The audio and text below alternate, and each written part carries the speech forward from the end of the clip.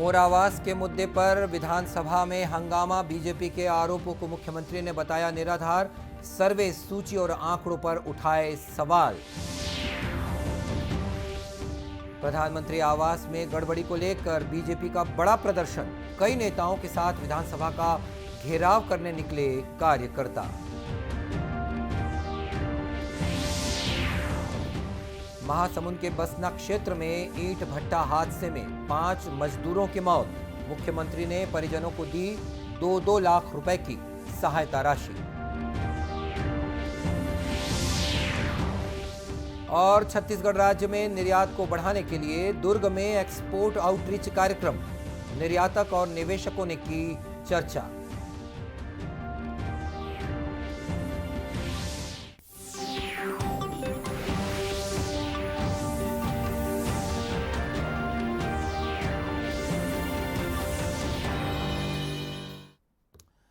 नमस्कार, आप देख रहे हैं दूरदर्शन समाचार। मैं हूं मनीष अहलुवालिया और अब समाचार विस्तार से। छत्तीसगढ़ में विधानसभा का बजट सत्र आज भी हंगामेदार रहा। बीजेपी के विधानसभा घेराव के मामले की गूंज सदन में भी रही।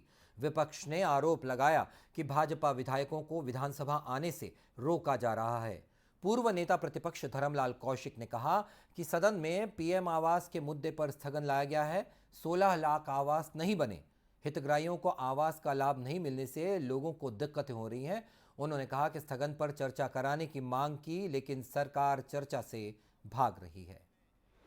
सरकार के पास में राज्यांश की राशि नहीं है और लोगों को आवास से वंचित किया गया है। इस विषय को लेकर के हम लोगों ने चर्चा करना चाह रहे थे, लेकिन सरकार इस पर चर्चा करने के लिए तैयार नहीं है और सरकार इसमें भाग रही है क्योंकि प्रधानमंत्री आवास योजना में सरकार घिर रही है, जवाब देने की स्थिति में नहीं है और इसलिए ये स्थगन को उन्होंने अग्राह्य कराया। और विपक्ष के आरोपों का जवाब देते हुए मुख्यमंत्री भूपेश बघेल ने आंकड़ों और सर्वे सूची पर ही सवाल उठाए और कहा कि बीजेपी के पास मुद्दे नहीं है, झूठे आंकड़े लेकर भ्रम फैला रही है। काम लगातार भारतीय जनता पार्टी कर रही है, तो ये स्थिति है। तो इसमें मैं तो स्पष्ट करना चाहूँगा कि जो हम सर्वे करा रहे हैं, भारतीय जनता पार्टी से समर्थन करती है कि नहीं करती है। दूसरी बात है वो सूची कब देंगे, वो जो मिस्ड कॉल किए हैं, जो फॉर्म भरवाए हैं, वो सूची कब देंगे और सर्वे होना चाहिए कि नहीं होना चाहिए, आवास का, शौचालय का और गैस सिलेंडर का। प्रधानमंत्री आवास को लेकर एक तरफ बीजेपी सदन से सड़क तक सरकार को घेर रही है, तो वहीं दूसरी तरफ सरकार ने बीजेपी के प्रदर्शनों और आरोपों को निराधार बता दिया है।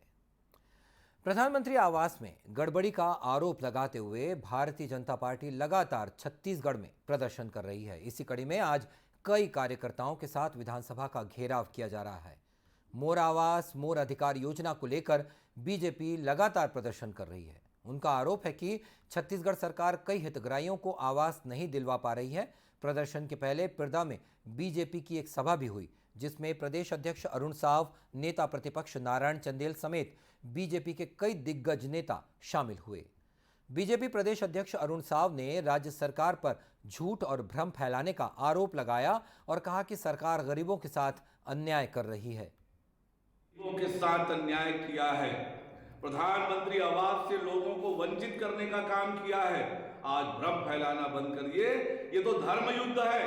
आज जो प्रधानमंत्री आवास योजना के हितग्राही हैं, अपने अधिकार की लड़ाई के लिए विधानसभा आ रहे हैं। आप में हिम्मत है तो सबको अनुमति दीजिए, विधानसभा में आएंगे। पंचायत मंत्री जो रहे टीएस सिंहदेव जी, उन्होंने जो पत्र में लिखा है कि 8 लाख परिवारों को प्रधानमंत्री आवास हम नहीं दे पाए, वहां पर खुली बहस हो जाए, सूची पर बहस हो जाए। इस प्रकार से भ्रम फैलाना बंद करिए। और आपको बता दें कि इस प्रदर्शन को देखते हुए पुलिस ने कड़ी सुरक्षा व्यवस्था की है। आम लोगों को दिक्कतें न हो और साथ ही ट्रैफिक व्यवस्था को भी बनाए रखने के लिए कई रूट डाइवर्ट किए गए हैं। विधानसभा की ओर जाने वाले हर मार्ग पर बैरिकेडिंग कर बड़ी संख्या में पुलिस बल को भी तैनात किया गया है। राहुल गांधी के ब्रिटेन में दिए गए एक बयान पर बीजेपी नेता लगातार निशाना साध रहे हैं। केंद्रीय मंत्री स्मृति ईरानी ने भी आज कहा कि राहुल गांधी को अलोकतांत्रिक टिप्पणियों के लिए मुआफी मांगनी चाहिए। नई दिल्ली में संवाददाताओं को संबोधित करते हुए श्रीमती ईरानी ने कहा कि संसद में आने की बजाय राहुल गांधी देश के खिलाफ बाहर टिप्पणी कर रहे हैं।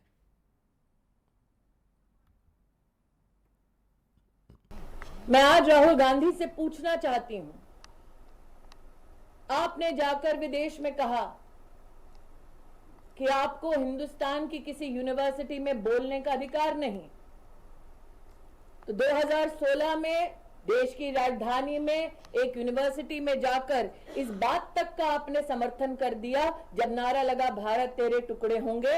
वो क्या था राहुल गांधी? अपनी यात्रा में आपने स्वीकार किया जम्मू में 1 महीने पहले कि भारत में शांति है, सौहार्द है। उनको एक ऐसा व्यक्ति नहीं मिला जिसने कहा हो कि उनके प्रति कटुता का भाव है। तो आप झूठ कब बोल रहे थे राहुल गांधी? लंदन में कि हिंदुस्तान में?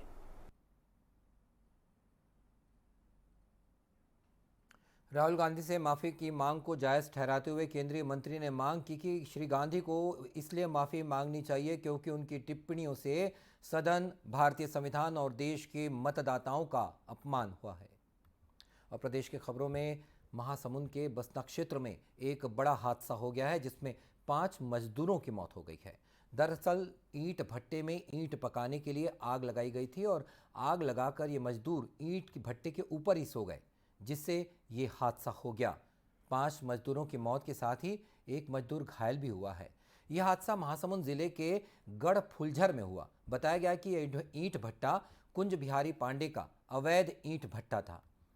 हादसे की जानकारी मिलने पर पुलिस मौके पर पहुंची और जांच में जुट गई। डीएसपी मंजुलता बाज ने बताया कि घायल मजदूर को रायपुर रेफर कर दिया गया है। थाना बसना अंतर्गत गढ़फुलझर ग्राम में एक कुंज बिहारी नाम का व्यक्ति है। उसके ईंट भट्टा में कुछ मजदूर काम कर रहे थे, जिनकी मृत्यु हो गई है। सूचना मिलने पर बसना पुलिस वहां मौके पर गई और उनको सीएससी लेके गए, सीएससी बसना, जहां पे 5 लोगों को डॉक्टर के द्वारा मृत घोषित किया गया है और एक व्यक्ति को जो घायल है उसको रायपुर बेहतर इलाज के लिए रेफर किया गया है। वहीं जिला कलेक्टर नीलेश क्षीरसागर ने घटना की जांच के आदेश दे दिए हैं।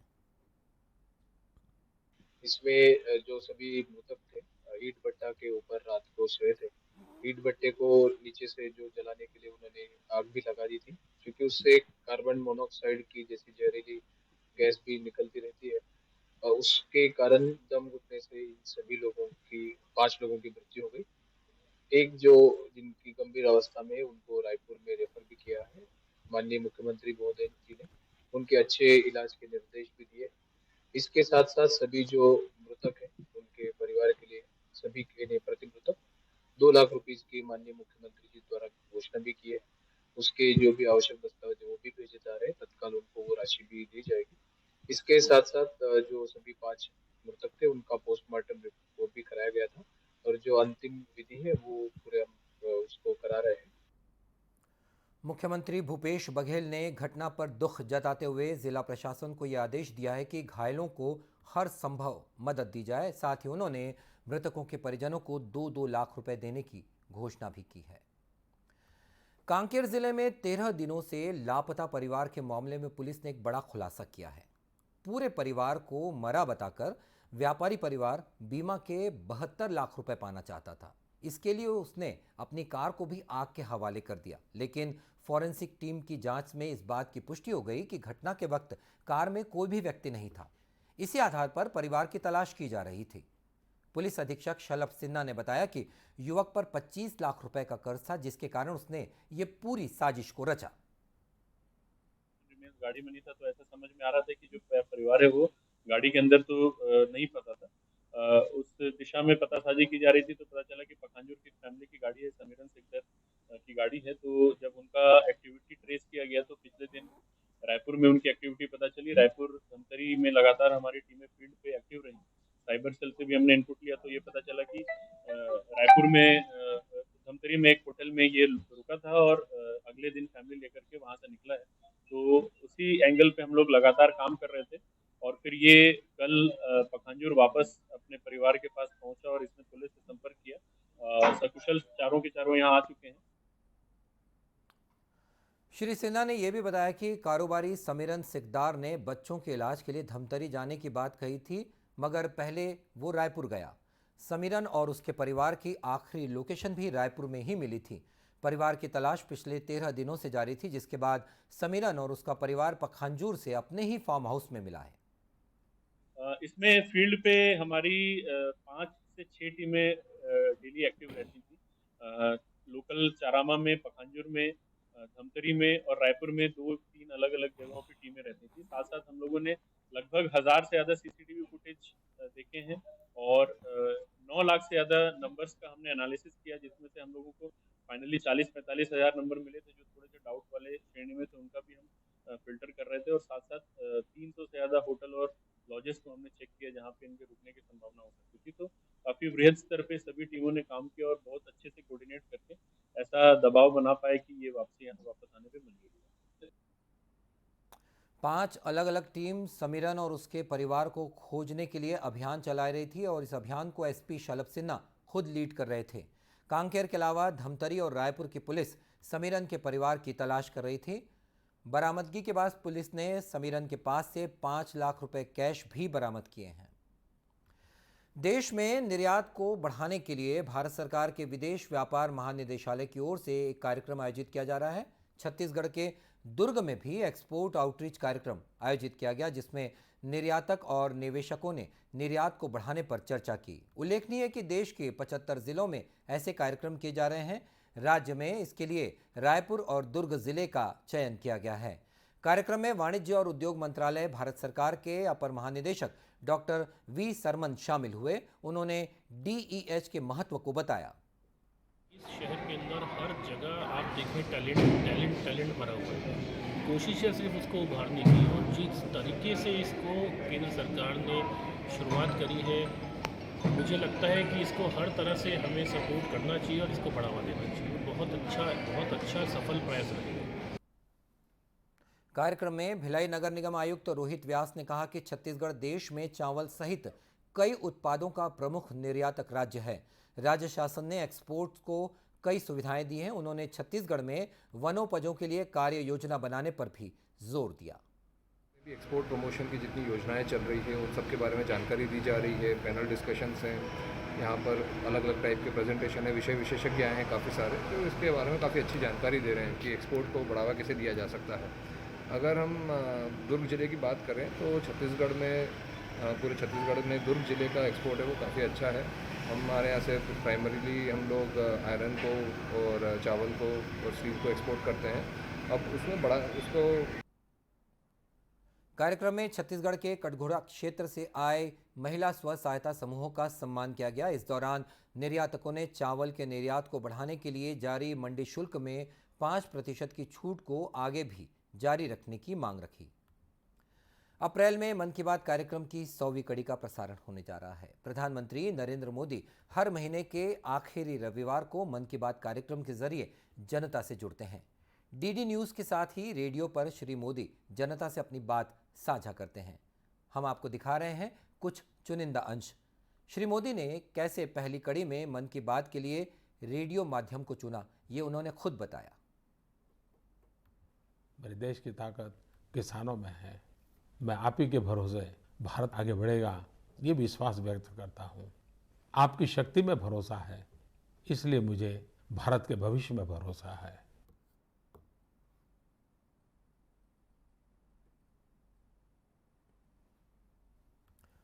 और भारतीय सेना में भर्ती के लिए ऑनलाइन पंजीकरण की तारीख 15 मार्च से बढ़ाकर 20 मार्च कर दी गई है। सेना में भर्ती के लिए लिखित परीक्षा 15 अप्रैल के बाद होगी।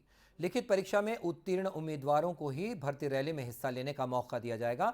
इस साल की सेना भर्ती के लिए ये पहला और आखिरी ऑनलाइन पंजीकरण किया जाएगा। उम्मीदवार ज्वाइन इंडिया आर्मी की वेबसाइट पर जाकर अपना पंजीकरण कर सकते हैं। उम्मीदवारों की सुविधा के लिए एक हेल्प डेस्क भी स्थापित किया गया है। पंजीकरण प्रश्नों के लिए उम्मीदवार ईमेल कर सकते हैं। ऑनलाइन CEE प्रश्नों के लिए वे ईमेल और मोबाइल नंबर 7996157222 पर भी संपर्क कर सकते हैं। अन्य जानकारी के लिए सेना भर्ती कार्यालय रायपुर के टेलीफोन नंबर पर भी संपर्क किया जा सकता है। और इस बुलेटिन में इतना ही। इसी के साथ ये समाचार बुलेटिन समाप्त होता है। नमस्कार।